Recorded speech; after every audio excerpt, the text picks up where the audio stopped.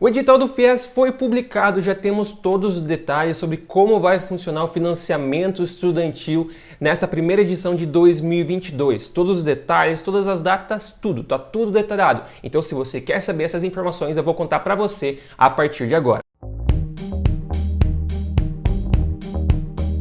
Fala, meus queridos e minhas queridas, bem-vindos a mais um vídeo do canal Instituto Ensino de Potência, eu sou o professor Eduardo. E antes de falar sobre o edital do FIES, eu quero ajudar você. Você tem alguma dificuldade, você tem, digamos assim, uma lentidão para resolver questões de matemática? Sabia que é fundamental resolver mais rápido para ir bem nos vestibulares? E não é difícil para você conseguir isso, basta você conhecer os detalhes de resolver mais rápido, as estratégias e os métodos. E a partir do dia 7 de fevereiro, pessoal, vai sair uma novidade aqui no canal que, olha, lá no Instagram também vou estar publicando que, olha, vai ajudar muito você. Então, se fosse você, não perderia, ficaria atento aqui no canal e lá no Instagram também que, olha, com certeza vai te ajudar muito. Então vamos lá, vamos dar uma passada aí no edital do financiamento estudantil, FIES, desse primeiro semestre de 2022. Então vamos lá. Aqui a gente tem as disposições gerais, não é nada muito importante. Vamos descendo aqui. Vamos lá, aqui, das inscrições dos candidatos. As inscrições elas vão acontecer entre o prazo de 8 de março até o dia 11 de março de 2022, às 23 horas e 59 minutos. Então você vai ter do dia 8, que é uma terça-feira, até a sexta-feira, dia 11 de março, às 23 horas e 59 minutos. Se você perdeu esse prazo, meu amigo, acabou, você não pode se inscrever. Então, entre o dia 8 de março ao dia 11 de março, para você estar se inscrevendo no FIES de 2022/1. Para você acessar e fazer, no caso, o seu cadastro, você vai ter que acessar o site do FIES, vai ter que fazer aquele login único, que é aquele mesmo login que você utiliza para o Enem, então você faz aquele mesmo login para conseguir acessar o site, insere o seu CPF e a sua senha. Depois disso, você vai entrar no site do FIES para poder fazer a sua inscrição. No caso, você pode se inscrever no FIES desde que você tenha feito pelo menos uma edição do Enem, de 2010 a 2021. Em uma edição, a sua nota ela tem que ser a média superior a 450 pontos, então você soma todas as notas e divide por 5, e isso tem que ser igual ou maior a 450. Pelo menos uma edição que você fez a partir de 2010 até 2021. E além disso, nessa mesma edição, a sua nota da redação ela deve ser superior a 0, ou seja, você não pode ter zerado a redação. E obviamente não pode ter sido treineiro nessa edição. Além disso, você tem que ter uma renda de até 3 salários mínimos per capita, ou seja, a tua renda per capita ela deve ser inferior a 3 salários mínimos, tá? Não pode ser uma renda per capita maior que 3 salários mínimos, tem que ser inferior a 3 salários mínimos. Daí quando você vai se inscrever, o que você vai ter que fazer? Você vai ter que inserir o seu CPF, um e-mail válido para você estar recebendo as suas informações, então é muito importante você colocar um e-mail que você tem acesso.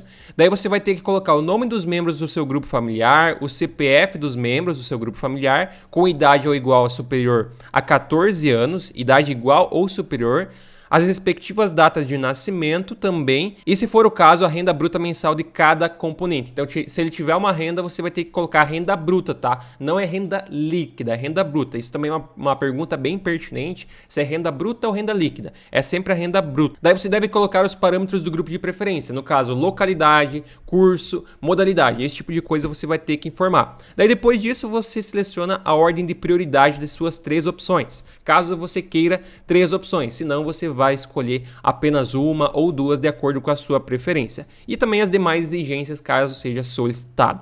Daí aqui basicamente você vai ter que selecionar as questões do grupo de preferência, que é região, mesorregião, curso, área de subárea de conhecimento e tudo mais. Isso aqui são basicamente quando você vai estar selecionando as suas opções, essas questões aqui de região, área e curso. Então, basicamente, aqui ele fala um pouco sobre a escolha do curso, que é basicamente aquele passo a passo na hora de você se inscrever, que você seleciona as suas ordens de preferência de curso, turno, área de conhecimento, região, daí você depois vai selecionar as suas 3 opções, como eu já tinha mencionado anteriormente. Se você quiser colocar 3 opções, você coloca. Se você quiser colocar uma ou 2, é preferência sua. Daí, se por exemplo, você se candidatou e depois você quer trocar, você também pode trocar, cancelar a sua inscrição sem problema algum. Não tem problema, você pode trocar suas opções dentro do prazo de inscrição. Depois do prazo de inscrição não pode trocar mais. Daí aqui a gente tem algumas questões que o Ministério não se responsabilizará, isso aqui não são coisas tão importantes, mas é basicamente assim, o Ministério ele está se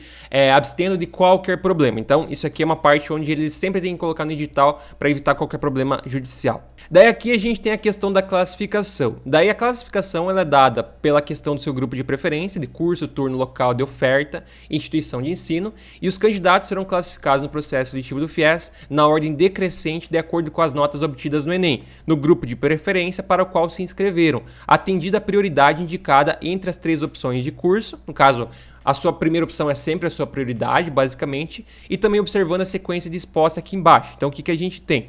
A gente tem que, primeiramente, são os candidatos que não tenham concluído o ensino superior e não tenham sido beneficiados pelo financiamento estudantil. Então, isso aqui é uma prioridade da questão do FIES. Então, primeiramente, esses têm a prioridade. A segunda prioridade, os candidatos que não tenham concluído o ensino superior já tenham sido beneficiados pelo financiamento estudantil e tenham quitado. Então, assim, pessoas que não são formados na faculdade, usaram o FIES e pagaram o que usaram. Aqui, em terceira opção, candidatos que já tenham concluído o ensino superior, não tenham sido beneficiados pelo financiamento estudantil. Então, quem já é formado, mas não usou o FIES. E, por último, aqueles que já têm o ensino superior e foram beneficiados pelo FIES e o tenham quitado. Esses têm a última preferência. A nota basicamente é a média aritmética das notas, então você soma 5 notas e você divide por 5, essa é a sua média do FIES. Daí aqui a gente tem basicamente o critério de desempate, que é a maior nota na redação, depois a maior nota em linguagens, depois a maior nota em matemática, depois em natureza e por fim humanas. Daí basicamente aqui, uma outra observação, será vedada a concessão de um novo financiamento ao candidato que não tenha quitado o financiamento anterior